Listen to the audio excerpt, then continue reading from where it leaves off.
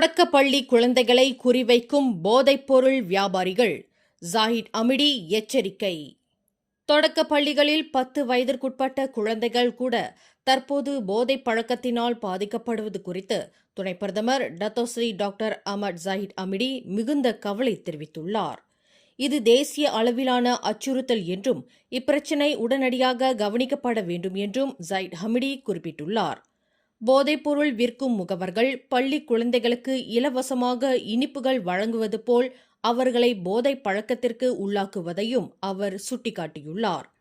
இப்பிரச்சினையை சமாளிக்க அரசாங்கம் பல்வேறு முயற்சிகளை மேற்கொண்டு வருவதாக குறிப்பிட்டுள்ள அவர், தேசிய போதைப்பொருள் எதிர்ப்பு நிறுவனம் இன்னும் ஆக்கப்பூர்வமான அணுகுமுறைகளை பின்பற்ற வேண்டும் என்றும் கூறியுள்ளார்.